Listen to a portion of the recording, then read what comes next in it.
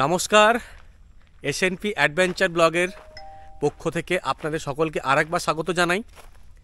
আমি সৌরভ।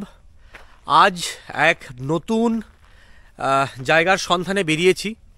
দেখুন, জীবনে চলতে গেলে আপনাকে অনেক বাধার সম্মুখীন হতে হবে। তো সেই বাধা অতিক্রম করে আপনাকে এগিয়ে যাওয়াই হচ্ছে চ্যালেঞ্জ। এটাই জীবনের চ্যালেঞ্জ, এটাই মানব জীবনের ধর্ম। তো আজ নতুন জায়গার সন্ধানে বেরিয়েছি, যেটার অনেকজনের অনেক মতামত, ইতিহাস, পুরাণের গল্প, যেখানে রাজাদের গল্প, আর যেখানে পৃথিবীর শ্রেষ্ঠ দুর্গাপূজার গল্প, যেখান থেকে দুর্গাপুজো শুরু হয়েছিল তার গল্প। প্রত্যেকটা ইতিহাস আমার জানার খুব ইচ্ছে আছে। আমি এখান থেকে জেনে প্রত্যেকটা জিনিস আপনাদেরকে শেয়ার করব। তো দেখুন, বিভিন্ন ধরনের বিভিন্ন মতামত আছে এই গড়জঙ্গল নিয়ে, ইতিহাস নিয়ে অনেকজনের অনেক মতামত, এই পুজো নিয়ে অনেকজনের অনেক মতামত আছে।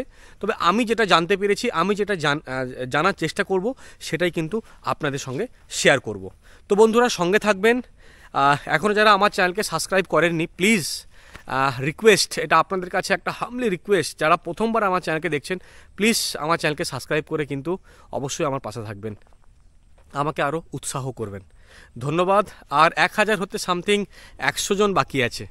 তো প্লিজ ছটফট চ্যানেলটাকে সাবস্ক্রাইব করে দেবেন, যাতে খুব তাড়াতাড়ি আমি 1000 পরিবারের একটা পার্ট হতে পারি। এটাই আপনাদের কাছে একটা ছোট্ট রিকোয়েস্ট থাকলো। যারা প্রথমবার দেখছেন, অবশ্যই আমার চ্যানেলকে সাবস্ক্রাইব করে পাশে থাকবেন। চলুন যাওয়া যাক। গন্তব্য গড়জঙ্গল শ্যামরূপা মন্দির। তো আজকের গল্পের প্রথম স্থান আমাদের আড়া শিব মন্দির। এখন পৌঁছে গেছি আড়া শিব মন্দিরে। দুর্গাপুর সিটি থেকে, মানে দুর্গাপুর শহর থেকে মাত্র জাস্ট 5 কিলোমিটার দূরে অবস্থিত আমাদের এই আড়া রাড়েশ্বর শিব মন্দির। এই হচ্ছে শিব মন্দিরের মূল প্রবেশদ্বার। আর ঠিক এদিকে চলে যাচ্ছে গোপালপুরের রাস্তা, যেটা লিঙ্ক করে জিটি রোডকে টুয়ার্ডস রাজবান। আর ঠিক এই রাস্তাটা দেখছেন, এটা হচ্ছে মুচিপাড়া থেকে ডিরেক্ট এসে বামুনাড়া হয়ে আপনি এইখানে আসতে পারেন। আর টুয়ার্ডস এই রাস্তাটা চলে যাচ্ছে জয়দেবের দিকে, সে রাস্তাটা আপনাদেরকে আমি দেখিয়ে দেব। তো দ্বাদশ শতকের এক ইম্পর্টেন্ট মন্দির বলতে পারেন, দ্বাদশ শতকের এক মানে অপূর্ব মন্দির এই রাড়েশ্বর শিব মন্দির, যেটা অবস্থিত আড়াতে। দেখব ভিতরে গিয়ে। আজকের গল্পের প্রথম স্থান হচ্ছে এই আড়া শিব মন্দির অথবা রাড়েশ্বর শিব মন্দির। এটি অবস্থিত দুর্গাপুর আড়াতে। দ্বাদশ শতকের এক প্রাচীন শিব মন্দির এটি। বেলে পাথর ও মাকড়া পাথর দিয়ে তৈরি এই শিব মন্দির আর্কিওলজিক্যাল সার্ভে অফ ইন্ডিয়ার খাতায় এক ইম্পর্টেন্ট মন্দির হিসেবে জায়গা করে নিয়েছে এই রাড়েশ্বর শিব মন্দির। এই মন্দিরের বৈশিষ্ট্য হলো যে এই মন্দিরের মাথাটি সূচালো।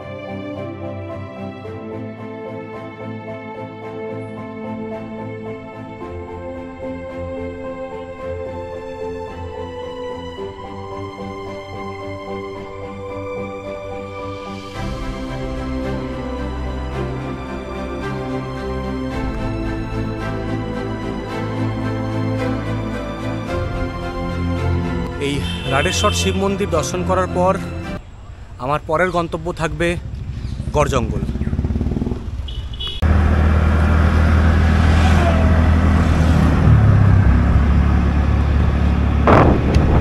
এই যে সোজা যে রাস্তাটা যাচ্ছি, এই রাস্তাটা টুয়ার্ডস জয়দেব আর বীরভূমের দিকে চলে যায়। তো এখন এই সময় ওই জয়দেবের রাস্তাটা ব্রিজের কাজ এখনও সম্পূর্ণ হয়নি, তাই মলানদিঘি থেকে ডান দিকে আপনারা বীরভূম যাওয়ার রাস্তা কিন্তু যেতে পারেন। আর এই সোজা রাস্তাটা গেলে কিন্তু দেউল পার্ক আর গড়জঙ্গল যাওয়ার রাস্তা। আর পিছনে যে রাস্তাটা ফেলে আসছি সেটা কিন্তু মুচিপাড়া থেকে আসে, এই রাস্তাটা সোজা জয়দেবের দিকে চলে যায়। আপনারা যারা গাড়ি নিয়ে আসছেন তারা কিন্তু এই রাস্তাটাই ফলো করবেন।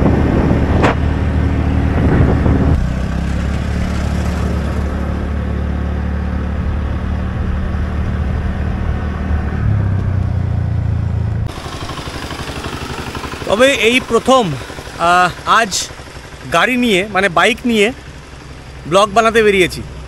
এর আগে কোনো দিন কিন্তু এই বাইক নিয়ে ব্লগ বানাতে বেরোয়নি। তো আজকের এক্সপিরিয়েন্সটা কিন্তু অন্যরকম আমার জন্য হবে, স্পেশালি আমার জন্য। আর এর আগে গাড়ি নিয়ে বেরোতাম কিংবা ট্রেনে বাসে যেখানে সফর করতাম, কিন্তু এই প্রথম স্কুটি নিয়ে বেরিয়েছি। তো এক্সপিরিয়েন্সটা দারুণ লাগছে। এক হাতে ক্যামেরা এক হাতে বাইক ঠিক নয়, কিন্তু ট্রাই করছি, চেষ্টা করছি। ভুল হলে। আর সবচেয়ে বড় ব্যাপার হচ্ছে হেলমেট পরবেন, safe drive save life. Helmet পরতে ভুলবেন না। না আমি কোনো অ্যাডভার্টাইজমেন্ট করছি না, কিন্তু নিজের জীবনকে বাঁচাতে গেলে হেলমেট খুব প্রয়োজন। বাইক চালাতে গেলে কিন্তু হেলমেট কম্পালসারি। এখন এই সোজা যাব, এখান থেকে আরও 15 কিলোমিটার হচ্ছে গড়জঙ্গল।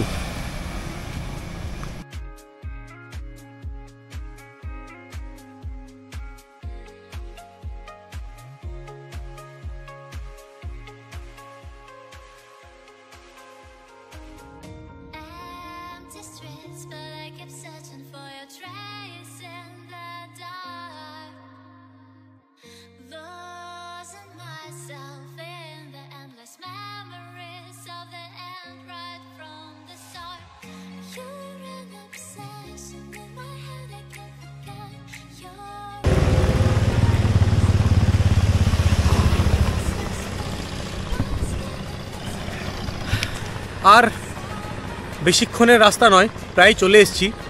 তবে আপনাদেরকে একটা ইম্পর্ট্যান্ট কথা বলে দিই, যারা অনেকজন দেখেছি যারা বাইকে আসছেন কিংবা গাড়িতে আসছেন, তো তারা অন্য রাস্তা দিয়ে ঢোকেন। শ্যামরূপা মন্দির যাওয়ার জন্য দুটো রাস্তা আছে, একটা হচ্ছে মাটির রাস্তা, লাল মাটির রাস্তা, আর একটা হচ্ছে কংক্রিটের রাস্তা। তো আমি কংক্রিটের রাস্তা দিয়ে যাব। এই রাস্তা দিয়ে দেখেছি কেউ যায় না, তো আপনাদেরকে এই রাস্তাটা আমি দেখিয়ে দেবো আপনাদেরকে। তো এই জায়গাটার নাম হচ্ছে সরস্বতীগঞ্জ।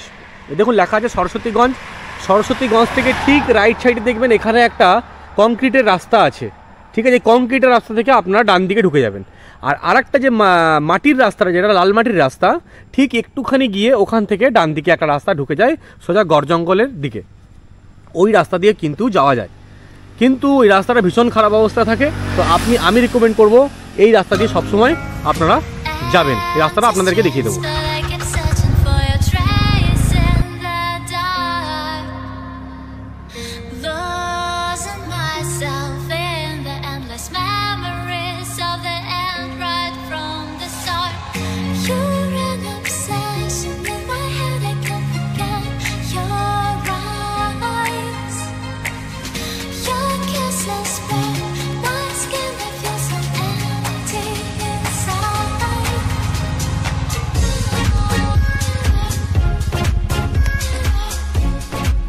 যাই হোক, অনেকটা রাস্তা পেরিয়ে এলাম, আপনাদেরকে রাস্তাটা দেখালাম। এই রাস্তা দিয়ে সবসময় আসবেন, আসার চেষ্টা করবেন।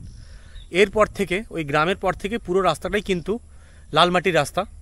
প্রায় এখান থেকে আরও 4 কিলোমিটার শ্যামরূপা মায়ের মন্দির গড়জঙ্গল। তো এখান থেকে আরও 4 থেকে 5 কিলোমিটার আমাদেরকে এই লালমাটির রাস্তা দিয়েই কিন্তু যেতে হবে। চলুন যাওয়া যাক শ্যামরূপা মন্দির। এই দেখুন বন্ধুত্ব করতে চলে এসছে। কি হয়েছে, কি খবর তোমাদের বলো?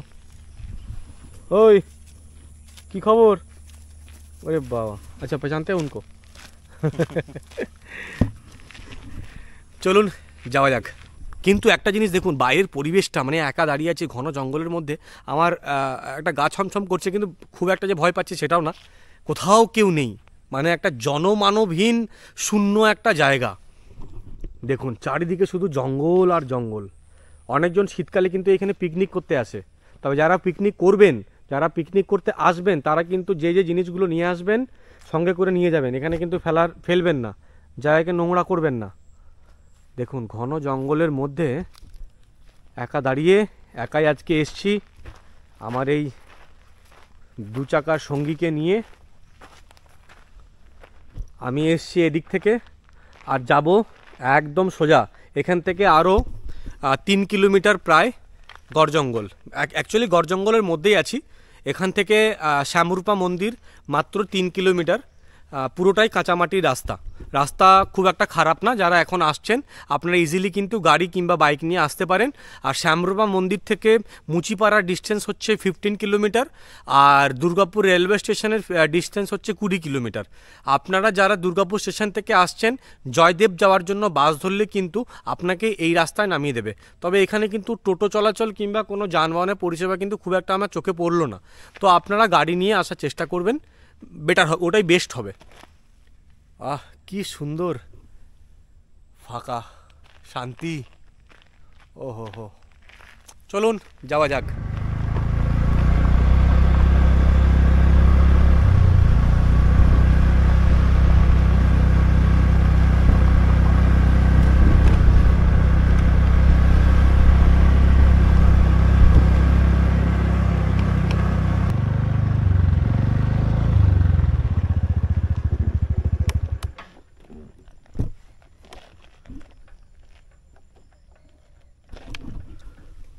তো বন্ধুরা, এইমাত্র পৌঁছে গেলাম শ্যামরূপা মন্দির। আর মেধাশ্রম যাওয়ার রাস্তা হচ্ছে এটা হচ্ছে মেধাশ্রম যাওয়ার রাস্তা।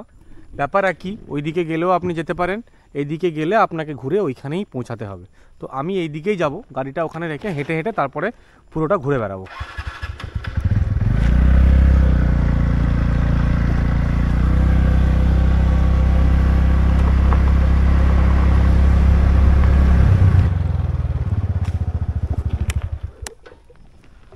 এটা হচ্ছে মেধাশ্রম যাওয়ার রাস্তা, আর এটা হচ্ছে শ্যামরূপা মায়ের মন্দিরের যাওয়ার রাস্তা।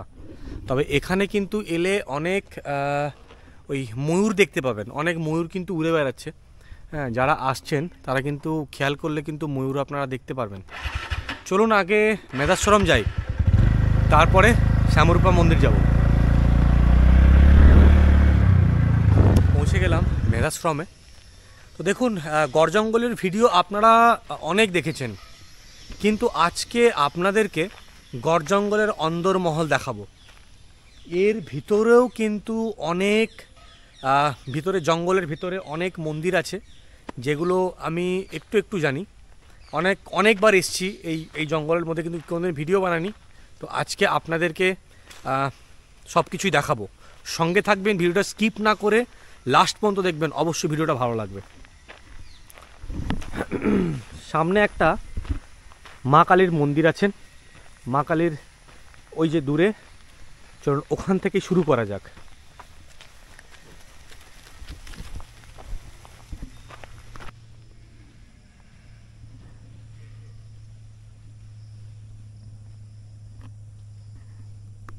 চলুন তাহলে এই গড় জঙ্গলের কিছু ইতিহাস সম্পর্কে জানা যাক। 1833 সালে একটি তাম্রপত্র পাওয়া গেছিল, সেটি উদ্ধার করেছিল ব্রিটিশ গভর্নমেন্ট। সেই তাম্রপত্রে প্রথম ইছাই ঘোষের নাম পাওয়া যায়, এবং ইনি ছিলেন একজন সামন্ত রাজা। ইছাই ঘোষের প্রতিপত্তি ছিল এই অঞ্চলের অনেক বেশি।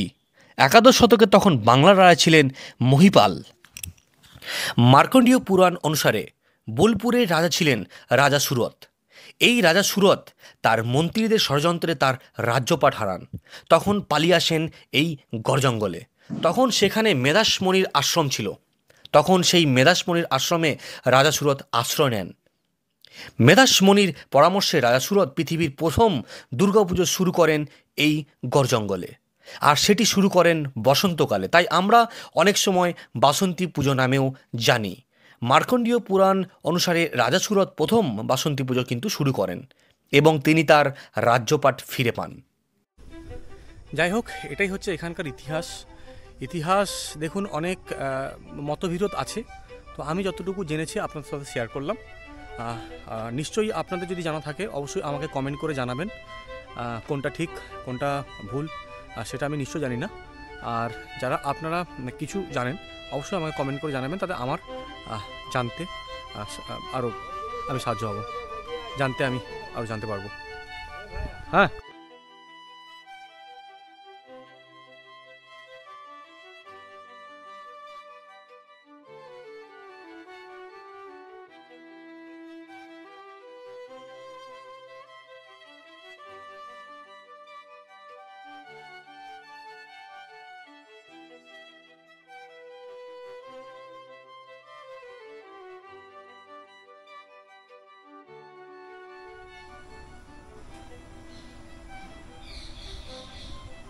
আর এটাই হচ্ছে সেই মহাযজ্ঞের জায়গা।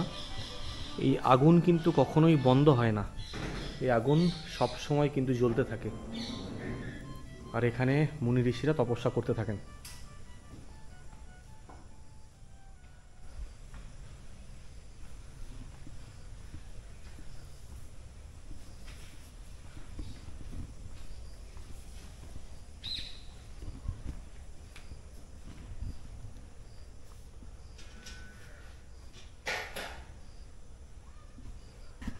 আচ্ছা,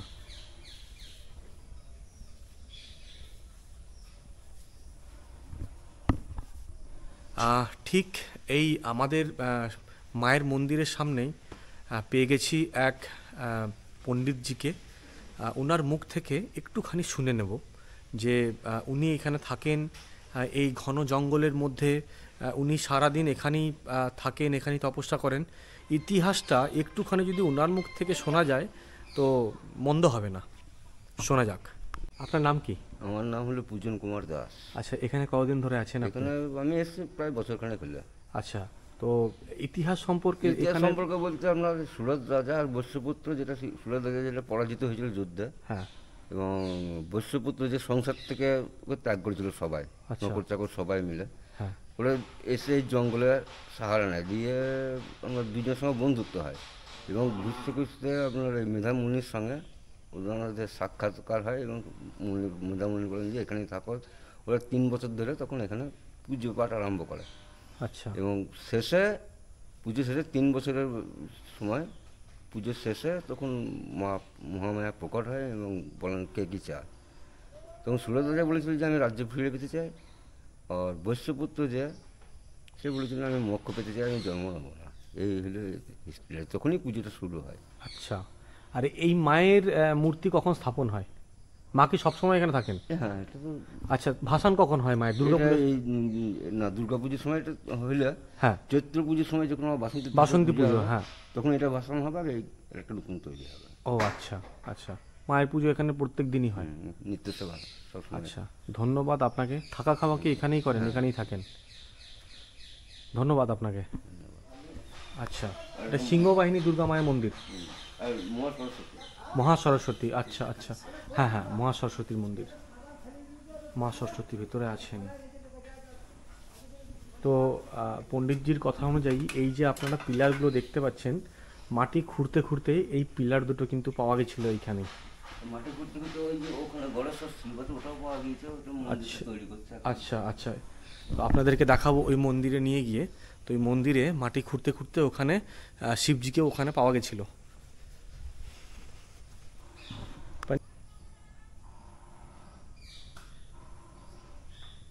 ঠিক এই সামনে দেখতে পাবেন এক বাজরাংজির মন্দির। এখান থেকে এলেই আশ্রম, এটা আশ্রম এখন ধ্বংসবাশেষ প্রায়। আগে আরও মন্দির আছে, ওখানে গোশালা আছে। আর এই পণ্ডিতজিরা এখানে থাকার জন্য বন্দোবস্ত, এখানে ওরা থাকেন।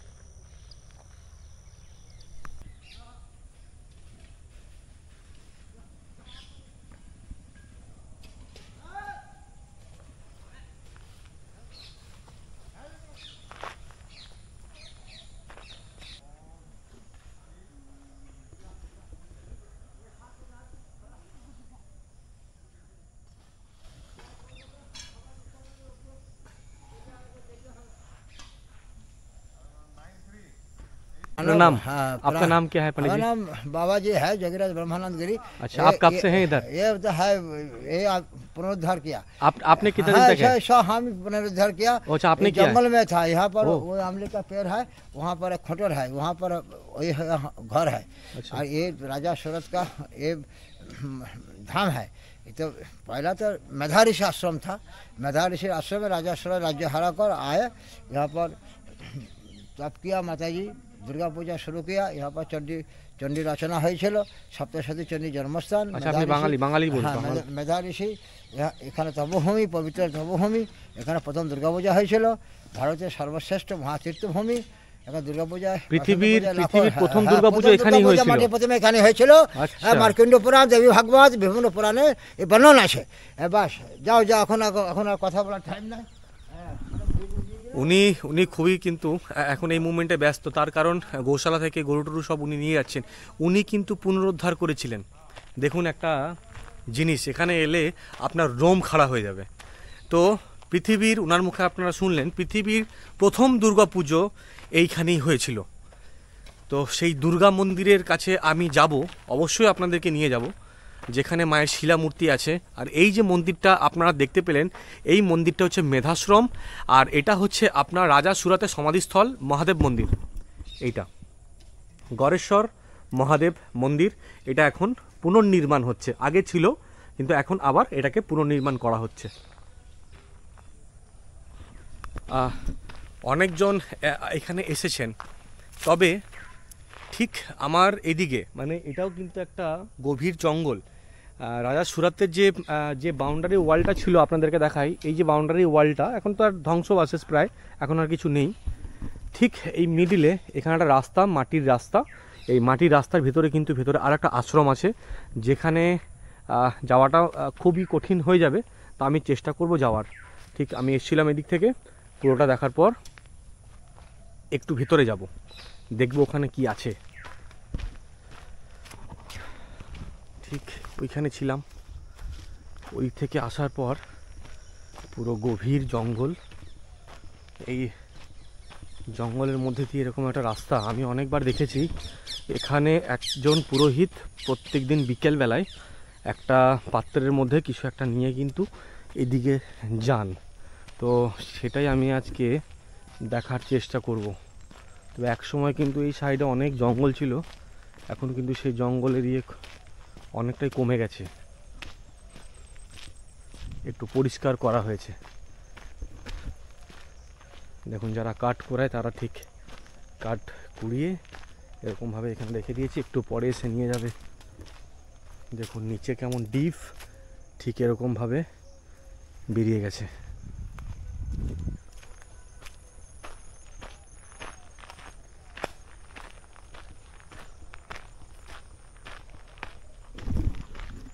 ঘন জঙ্গলের মধ্যে দিয়ে আমি একা হাঁটছি, হয়তো একটু লাগছে, তবে এন্ডে গিয়ে দেখব কি আছে। একসময় শুনেছি নাকি এখানে বাঘ থাকতো, তবে এখন আর বাঘটা কিছু নেই। সাপের উপদ্রব তো আছেই, দেখে শুনে একটু যেতে হবে। তবে যারা আসছেন একটু বিকেলবেলায় আসার চেষ্টা করবেন, শীতকালের সময় তাড়াতাড়ি কিন্তু সন্ধে হয়ে যাবে। বেশি রাত করাটা কিন্তু এখানে ঠিক হবে না। সামনে কিন্তু একটা ঝান্ডা দেখতে পাচ্ছি, তো এটা আমার খুবই একটা উৎসাহ ছিল যে এই ভেতর থেকে একজন বেরিয়ে আসেন প্রত্যেক দিন বিকালবেলা, ঠিক একটু সন্ধ্যে সন্ধ্যে হয় তখন। তো এখানে ভেতরে কি আছে, তো আমি আজকে ওই জন্যই যাচ্ছি দেখার জন্য যে ভেতরে কী এমন আছে। এটা অনেকজন জানে না।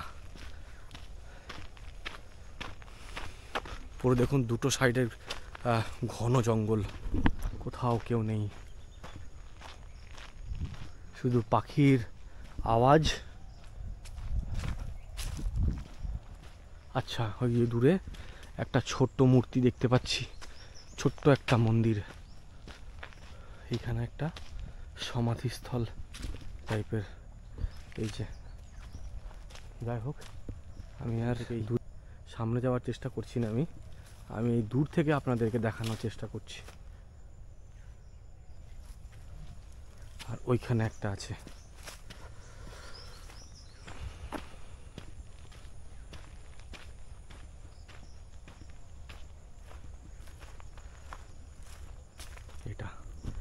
এটা হচ্ছে সুরত রাজার বেদি মণ্ডপ।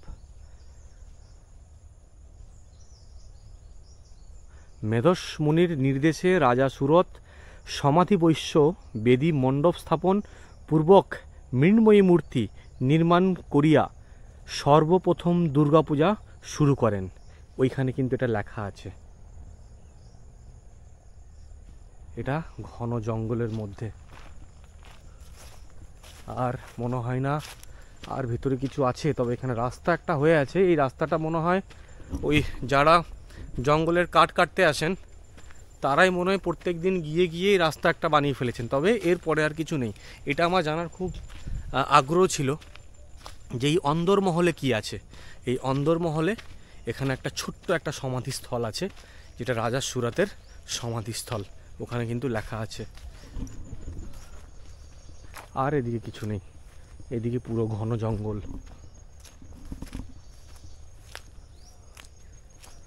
আর যাওয়ার চেষ্টা করছি না, গভীর জঙ্গল এদিকে। মানে আর বেশি দূর গেলে আমি নিজেই হারিয়ে ফেলবো, মানে আমি আর বেরোতে পারবো না এদিক থেকে। তো যাই হোক, আরও ভিতরে গিয়ে আরও অনেক কিছু আছে, সেটা আপনাদেরকে দেখাবো। সঙ্গে থাকবেন, ভিডিও কেউ স্কিপ করবেন না, লাস্ট পর্যন্ত দেখবেন। এরপরে আমি যাব যেখানে দুর্গা মায়ের শিলামূর্তি, যেখানে প্রথমে নরবলি হতো।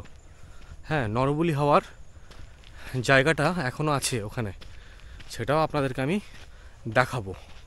একটা ওখানে ওয়াচ টাওয়ারও আছে, ওয়াচ টাওয়ারে চেপে সাইড ভিউটা একবার দেখানোর চেষ্টা করব।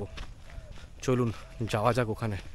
এই সেই পুরনো তেঁতুল গাছ, যেখানে মুনি ঋষিরা এখানে তপস্যা করতেন। তবে সাপের উপদ্রব কিন্তু এখানে আছে। আমি একটু চারিপাশটা ঘুরে আপনাদেরকে দেখাবো। এই যে সেই পুরনো তেঁতুল গাছ এখনো বিরাজমান, আর এইখানেই আগে মুনি ঋষিরা তপস্যায় বসতেন।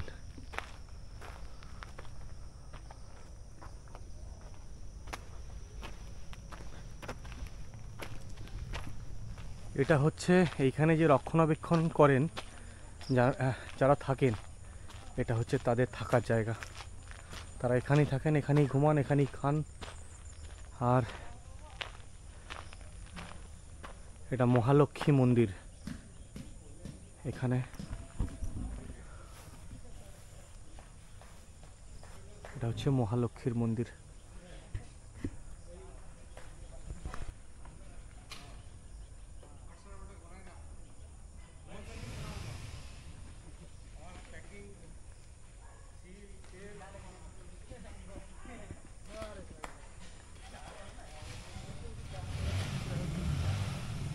তো আপাতত মেধাশ্রমের জায়গা পরিদর্শন করার পর এবার গন্তব্য হচ্ছে শ্যামরূপা মন্দিরে, সেই মায়ের যেখানে শিলামূর্তি মায়ের মন্দিরের কাছে।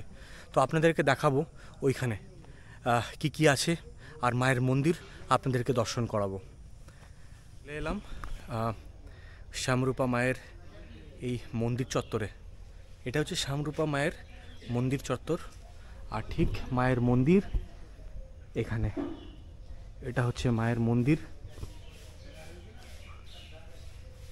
মা ওখানে আছেন, এই দেখুন ভিতরে যা। এটা হচ্ছে মায়ের মন্দির।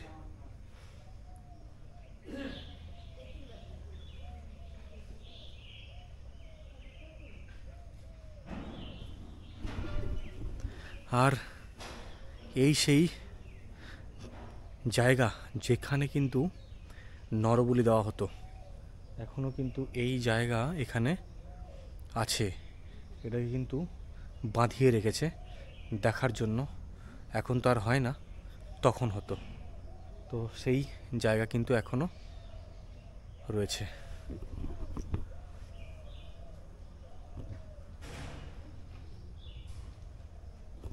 এটা হচ্ছে সেই জায়গা। তো ইতিহাস যে এখানে কথা বলে, আর ইতিহাস যে এখানে প্রমাণ, এখানে না এলে কিন্তু আপনারা জানতেই পারবেন না আর বুঝতেও পারবেন না। এখানে একবার এসে আপনাদেরকে দেখে যেতে হবে এই জায়গার মনোরম পরিবেশ, শান্তি, জঙ্গলের মধ্যে এক মায়ের মন্দির, যেখানে পৃথিবীর প্রথম দুর্গাপুজো হয়েছিল। সেই জায়গা হচ্ছে এই শ্যামরূপা মায়ের মন্দির। এই সেই মায়ের মন্দির।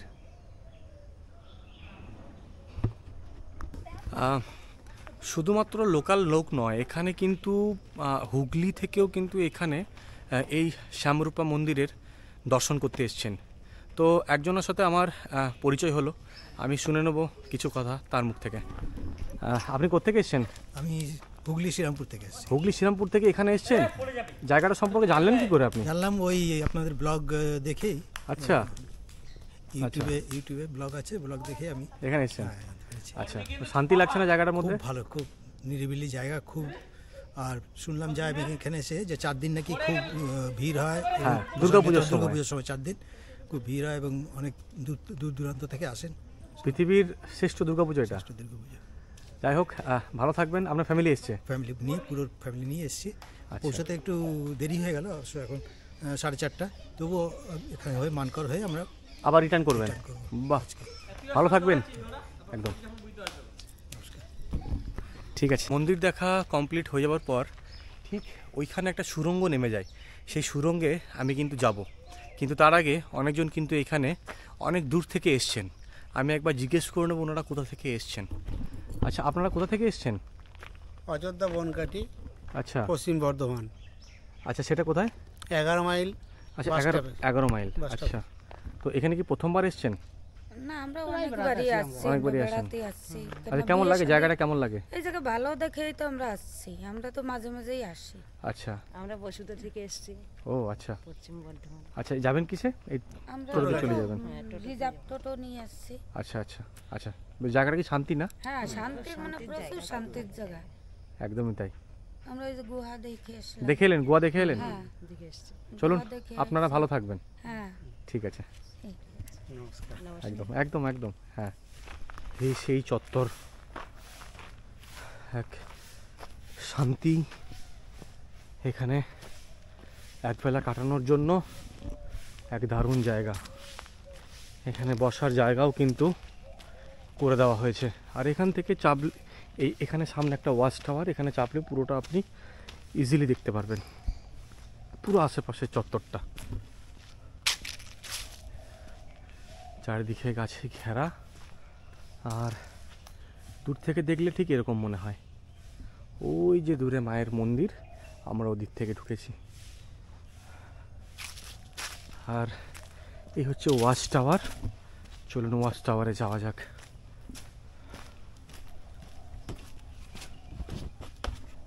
ওয়াচ টাওয়ারে চাপলে ঠিক ওই দূরের নাজারাটা ঠিক এরকমভাবেই হয়। দূরের দৃশ্যটা দেখুন একবার।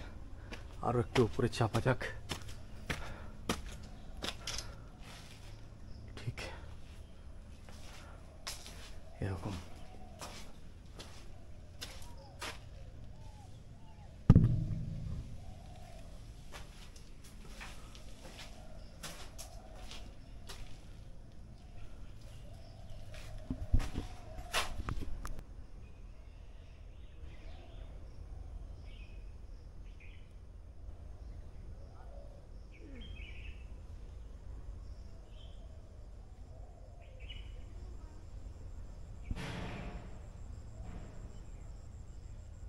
দেখুন এরকম সিঁড়ি দিয়ে নিচে নেমে যেতে হবে, ঘন জঙ্গল। একবার নেমে দেখি। অনেক সিঁড়ি আছে, যারা পায়ের প্রবলেম আছে চেষ্টাটাও করবেন না। এই দেখুন এরকম করে উঠতে হবে আবার।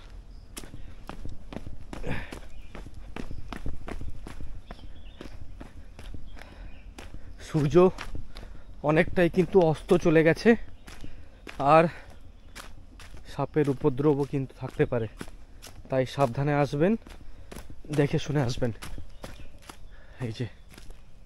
এই যে আমি ঠিক ওই দিক থেকে নেমে এলাম। কীরকম নির্জন, পুরনো সেই গাছপালা। এই যে এটা আম গাছ। চলুন একটু ভিতরে যাওয়া যাক, দেখি কতদূর যেতে পারি। এটা একটা কুয়ো, এখন আর কুয়োর অস্তিত্ব নেই। এখানে প্লাস্টিক ফেলে এটাকে বুঝিয়ে দিয়েছে। আর সেই যে আমি যেটা শুনেছিলাম যে রক্তটা যে বয়ে যায়, মানে যেত আগে, সেই নালাটা হচ্ছে ওই দিকে নাকি সেই রক্ত নাকি বয়ে যেত। এটুকু আমার শোনা কথা। দেখুন, অনেকজনের অনেক মতামত আছে, তবে আমি যে পুরোটা জানি এমন কিছু নয়। আমি যতটুকু জানতে পেরেছি ততটুকুই আপনাদের সঙ্গে আমি শেয়ার করলাম। আগে এদিকে যাওয়া যেত, এখনও যাওয়া যাবে, তবে খুব সাবধানে। অনেক আগে একবার এসেছিলাম এদিকে, কাদা, আরে বাবা, বি কেয়ারফুল। এখানে একা একা যাওয়াটা ঠিক সুবিধার নয়, তাও আমি চেষ্টা করছি যে এখানে শেষ কি আছে শেষটা আপনাদেরকে দেখাবো। প্রচণ্ড পোকামাকড় এই জঙ্গলের ভিতরে, পুরো ঘন জঙ্গল।